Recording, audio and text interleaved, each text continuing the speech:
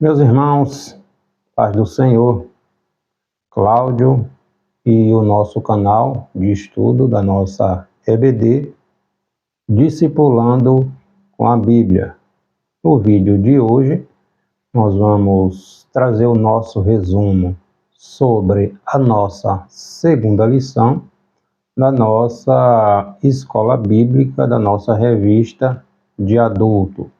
Lembrando que nesse trimestre nós estamos estudando os livros de Ruth e de Esther. O título da nossa revista, O Deus que Governa o Mundo e Cuida da Família. Os ensinamentos divinos nos livros de Ruth e Esther para a nossa geração. E hoje, nossa segunda lição, vamos falar sobre o livro de Ruth. Nós vimos na nossa lição passada que Ruth era uma moabita, não judia, descendentes da relação de Ló, o sobrinho de Abraão, com a sua filha, tá? Eles deram nome, a moça deu nome ao filho de Moabe, e este veio ser o pai dos moabitas. Ruth descendia deste povo. Hoje, nossa segunda lição, vamos estudar, vamos trazer algumas informações a respeito do livro de Ruth, o livro propriamente dito.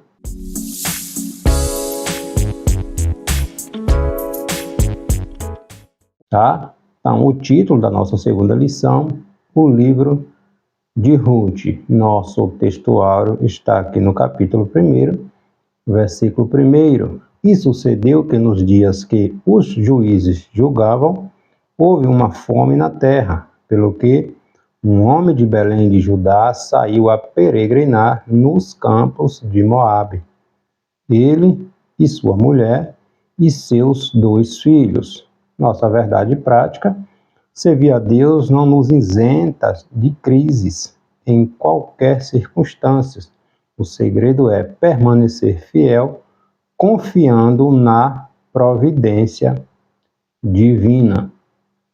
Então, ocorreu uma grande fome ali no território de Israel, pegando também Belém que outrora era chamada de Efrata, e por causa desta fome, lembrando que nesse período possivelmente tenha sido o que está registrado ali no capítulo 6, 7 e 8 de Juízes, o período em que os midianitas estavam sufocando, os judeus estavam sob a pressão, sob a opressão ali dos midianitas. Ocorreu uma grande fome e isso levou Elimeleque e sua família para peregrinar ali no território dos moabitas, até que aquele período de fome que estava acometendo Israel passasse. Elimeleque morreu lá no território dos moabitas e aproximadamente 10 anos depois também seus 2 filhos morreram, ficando Noemi viúva, bem como as esposas de seus filhos também, porque os 2 morreram. Ruth volta com Noemi para Belém, depois que Noemi tem notícia de que o tempo da colheita, havia chovido sobre o território de Israel, e Noemi decide deixar o território moabita, e sua nora, Ruth, o acompanha, tá? No capítulo 1 do livro de Ruth, versículo 16, quando Noemi tenta fazer com que Ruth desista de abandonar seu povo, os moabitas, para acompanhar Noemi, Ruth é enfática ao dizer: o meu povo é o teu povo, o teu Deus é o meu Deus. Ou seja, ela está dizendo que o povo de Noemi, os judeus, passaria a ser o povo de Ruth. O Deus de Noemi passaria a ser o Deus de Ruth. Ou seja, Ruth estava abandonando sua terra, seus deuses, para, a partir de então, fazer parte do povo de Noemi, servir única e exclusivamente ao Deus de Noemi. Na história, mais na frente, nós vamos ver que essa atitude de Ruth levou ela a fazer parte, a entrar na genealogia do Senhor Jesus Cristo, tá? Então, os objetivos da nossa lição: fazer uma análise da organização do livro de Ruth, mostrar o contexto histórico do livro de Ruth e apresentar o propósito da mensagem do livro de Ruth, tá? Então, o livro de Ruth se destaca não apenas pela sua beleza literária, mas principalmente pela profundidade espiritual da sua mensagem, das atitudes tanto de Ruth quanto de Noemi.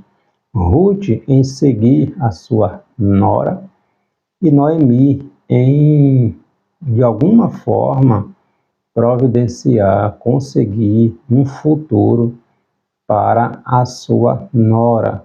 E Deus agiu na história, na vida dessas mulheres, com Ruth casando com Boaz, um parente próximo de Elimeleque, o esposo de Noemi, sendo posteriormente o remidor e casando com Ruth e dando-lhe um descendente, né, que veio a ser Obed, o avô do rei Davi. Então o livro narra uma história de amizade entre nora e sogra, de amor, tá, e de redenção.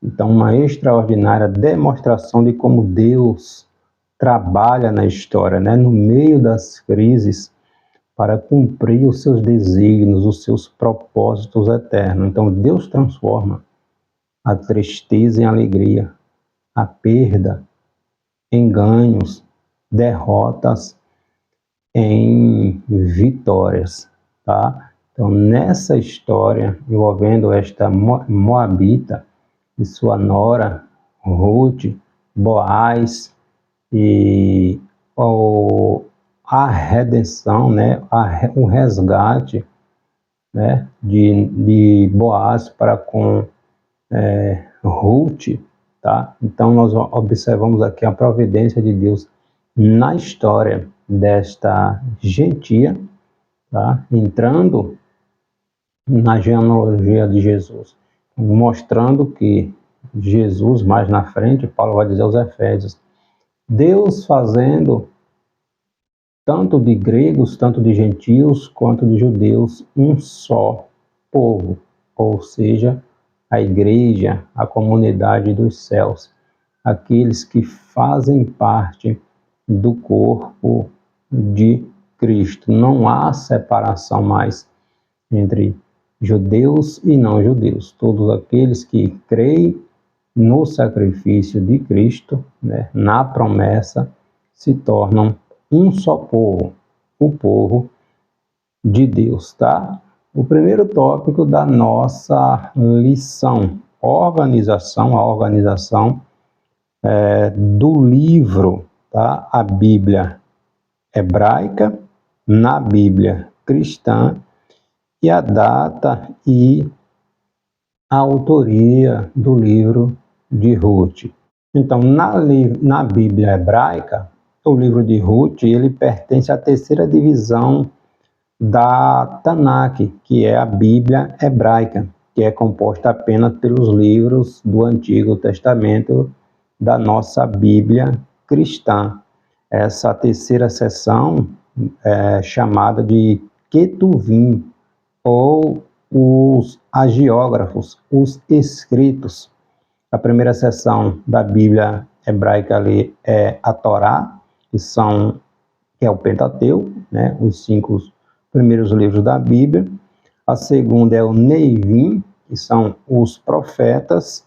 E a terceira é o Ketuvim, que são os escritos, tá? Jesus vai falar sobre isso lá em Lucas, capítulo 24, versículo 44. Então, dentre os escritos, ou está lá o Ketuvim, né, os livros, dentre esses que fazem parte, esses 11 livros, estão os chamados Megilote, que são os 5 rolos, os 5 livros mais curtos ali dos escritos, né, que são lidos publicamente nas festas judaicas, né? Cântico dos Cânticos, Ruth, Lamentações e Eclesiastes. Então, a Bíblia hebraica, também chamada de Tanakh, ela só tem os livros do Antigo Testamento, tá? Da nossa Bíblia. Ela não tem os livros do Novo Testamento. Ela é dividida em a Torá, né, que são os 5 primeiros livros da Bíblia, o Ketuvim, que são os escritos, e o Neivim, que são os profetas. Então, em função de narrar os fatos ocorridos durante a colheita, a leitura litúrgica do livro de Ruth era tradicionalmente feita durante o Shavuot, ou Pentecoste, a festa das colheitas, tá? Então, na Bíblia cristã, enquanto na Bíblia hebraica está dividido em 3 seções, o Pentateuco, os profetas e os escritos, né? O Antigo Testamento da Bíblia cristã, ela é composta ali de 4, que são 4 divisões, que é o Pentateuco, os 5 primeiros livros da Bíblia, os históricos, né? O Pentateuco indo de Gênesis a Deuteronômio, os históricos indo de Josué até Ruth, os poéticos indo de Jó até Cantares, né? Nós temos os profetas maiores, profetas menores, tá? Então, dividida em 4 categorias. A Bíblia cristã, o Antigo Testamento. Na Bíblia hebraica, está dividida em 3. Torá, os 5 primeiros livros, o Ketuvim, né, que são os escritos, onde o livro de Ruth se encaixa, e os profetas, né, que é a Neivim, entende? Então, na Bíblia cristã, o livro de Ruth, ela está inserida entre os livros históricos. Ela está dentro, ali no contexto, ali no livro de os Juízes, aproximadamente ali, ou entre os capítulos 6, 7 e 8, ali quando os midianitas estavam subjugando, oprimindo o povo de Israel, e onde ocorreu uma grande seca. A história, os relatos vão dizer que nesse período aconteceu uma grande seca ali no território de Israel. Então, a Bíblia, ou o livro de Ruth, ele tem 4 capítulos e 85 versículos.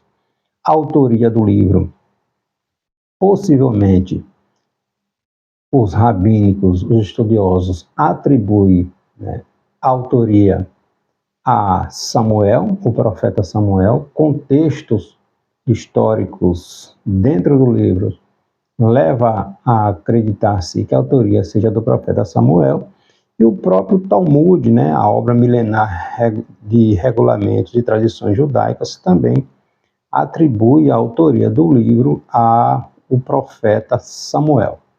Possivelmente o livro teria sido escrito ali no século X antes de Cristo, tá? O segundo tópico da nossa lição, o contexto histórico no tempo dos juízes, secularismo, hedonismo, idolatria, opressão, clamor e livramento. Então, não há data precisa para os fatos narrados em Ruth. Nos dias dos juízes, Ruth está novamente nesse contexto, tá? Esse período dos juízes que durou ali aproximadamente 3 séculos, né?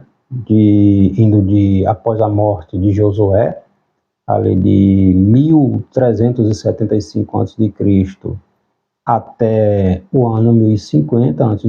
Então, o período dos juízes duraram ali aproximadamente 300 anos, tá? Então, se estendeu até o início da monarquia de Israel, com a ascensão do benjamita, né, de Saul, sendo instituído ali o primeiro rei de Israel. Período em que o povo estava vivendo uma profunda apostasia espiritual.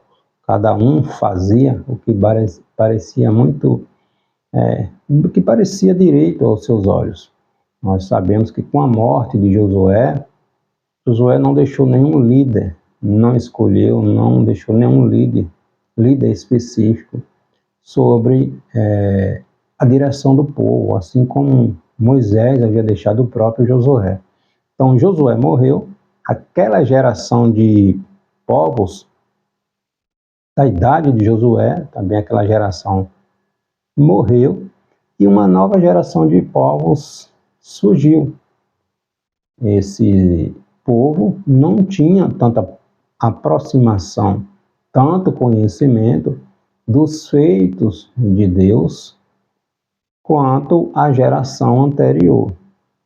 O tempo passa, o povo vai se familiarizando com aqueles cananeus que não foram expulsos das terras, foram se aparentando, se misturando, né, se socializando com este povo e acabaram sendo atraídos à idolatria, se afastando de Deus, dos princípios que Deus havia estabelecido para o seu povo, um povo que deveria ser santo, que deveria ser exemplo. Por causa deste afastamento, Deus acabou levantando em várias situações estes povos para oprimir a desviada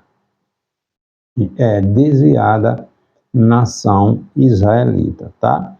Então, o secularismo, o hedonismo, a idolatria começou a fazer parte da convivência do povo judeu, depois da morte de Josué e dos seus líderes, né, ali do seu tempo. Essa geração nova que não conhecia o Senhor, não se preocupava em estudar, em aprender, né, ou aprendiam, ouviam superficialmente, mas não dava importância àquilo que Deus havia estabelecido através do legislador Moisés, tá? Então, Deus acabou permitindo que aquelas nações ao redor de Israel viessem a oprimir o povo por causa desse afastamento, tá? O secularismo, o hedonismo, sempre levam grandes tragédias morais e espirituais, quando o povo de Deus se afasta dos princípios, tá? Os judeus começaram a adorar, os israelitas começaram a adorar a Baal, o deus cananeu, conhecido ali como o deus da chuva, Astarote, a conhecida deusa do sexo e da guerra, e passou a ser praticada abertamente pela nação hebreia, né? Essas práticas, esses cultos a esses deuses pagãos, uma degradante queda, né? Derrocada, o nível espiritual de Israel foi para o ralo, né? A prática da imoralidade, da idolatria, era muito grande no meio do povo de Deus. E isto levou o Senhor a levantar estas nações para trazer juízo sobre o povo. A apostasia tornou Israel presa fácil para os seus inimigos, que atacavam e saqueavam as suas cidades, mantinham o povo sob domínio e opressão durante vários períodos. Lembrando que esse período dos juízes perdurou ali aproximadamente 300 anos, tá? Então, a nação era afligida, clamava a Deus, Deus levantava um juiz, esse juiz era tribal, né? Julgava o povo ali durante um tempo. Quando esse juiz morria, falecia, o povo voltava a praticar tudo novamente. É isso que em Juízes capítulo 17, versículo 6 vai dizer: e não havia rei em Israel, então cada um fazia o que parecia direito aos seus olhos. Cada um tomava a decisão que bem entendesse, e acabaram se afastando dos caminhos do Senhor.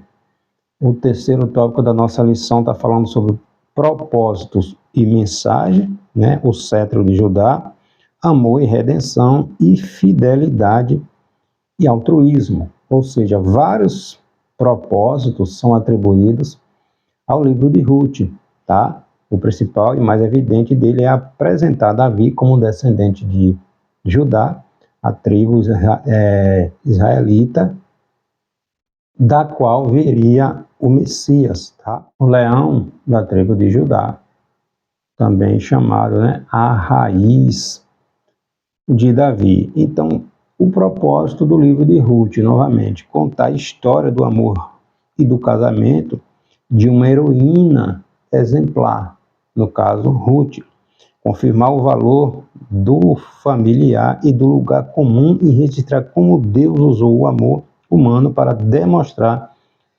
sua providência e executar seu plano redentor, tá? Então o livro de Ruth foi escrito a fim de mostrar como, através do amor altruísta e do devido cumprimento da lei de Deus, uma jovem mulher moabita, virtuosa e consagrada, veio a ser bisavô do rei Davi, entende? Então o livro, ele traz essa abordagem da inclusão de uma gentia na genealogia de Davi. É bom a gente pontuar também que, embora Rúben fosse o primogênito de Jacó, tá? Rúben, ele que nasceu ali de Leia, a esposa de Jacó, foi o primogênito de Jacó. Embora ele tenha sido primogênito, a genealogia de Jesus não veio dele. Por quê? Porque em um ato de falta de prudência, de respeito, de honra, de princípios, Rúben acabou se relacionando ali com a concubina do seu pai, né, com Bila. Tá? Bila era uma concubina do pai, de Jacó. Então, Rúben acabou se envolvendo amorosamente com esta concubina de seu pai, de Jacó, desonrando o leito do seu pai. Por causa disso, ele perdeu ali a posição, né, de primogenitura, né, a posição de liderança. Lembrando que os primeiros filhos de Jacó foi Rúben, Simeão, Levi e Judá. Tá? Então, a descendência de Jesus veio a partir da tribo de Judá. A promessa feita a Abraão, né, seguia agora pela descendência de Judá, sendo Samuel o autor do livro aqui de Juízes, ou de Ruth, o propósito de registrar a genealogia de Davi ganha ainda mais sentido, né, já que naquele tempo o rei de Israel era alguém que não era da tribo de Judá. Saul era da tribo de Benjamim, tá?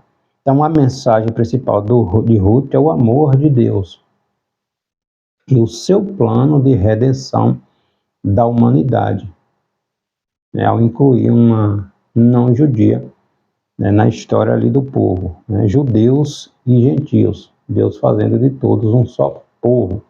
Né? Boaz e Ruth prenunciaram a derrubada da parede da separação dos povos, como Paulo vai dizer lá em Efésios capítulo 2, versículo 11 ao 16. Então a redenção é vista aqui no livro de Ruth, no sentido literal e tipológico, ou seja, Boaz é o parente remidor que providenciou a descendência de Elimeleque, um descendente, no caso Boaz, né? Mas é também um tipo de Cristo, né? Nosso remedor, nosso redentor. Então, nem tudo era trevas nos tempos ali dos juízes, né? Período da apostasia de Israel, tá? Havia um remanescente, sempre teve, né? Um remanescente fiel e temia a Deus e foi usado por ele para cumprir seus propósitos. Jó vai dizer no capítulo 42, bem 6, que nenhum dos teus planos podem ser frustrados. Então, outra importante mensagem registrada aqui no livro de Ruth é o valor do amor altruísta, né? Nos dias do juízo, a maioria vivia segundo seus próprios conselhos, propósitos, interesses, mas Noemi e Ruth destoaram desse padrão normativo errado que os judeus estavam vivendo, tá? A questão da individualidade de cada um fazer o que parecia bem aos seus olhos, tá? Então, sogra e nora não pensavam diferentes, existia unidade, existia respeito, existia companheirismo, existia o amor, o princípio familiar ali entre Noemi e sua sogra e sua nora Ruth, tá? Então, algumas informações importantes a gente falar aqui a respeito do livro de Ruth. Algumas doutrinas centrais que a gente encontra no livro de Ruth. Primeiro, a providência de Deus. Deus usa acontecimentos comuns e tragédias da vida para realizar seus propósitos redentores na vida das pessoas. Tem a questão da redenção. Ruth é uma das poucas pessoas gentias documentadas da época do Antigo Testamento que foi escolhida com sucesso na comunidade judaica religiosa. Além disso, Obed, seu filho com Boaz, o filho gerado ali por ela e Boaz faz parte ali da linhagem messiânica, está no capítulo 4, versículo 17. Tem também a questão da ética da vida na aliança. Pelo menos duas dimensões morais da história são importantes. Primeiro, o favor de Deus àqueles que são generosos para com os marginalizados da sociedade e sua bênção sobre o amor romântico e o casamento. Ruth tinha chegado de um povo estranho, né? Alheio aos interesses dos israelitas.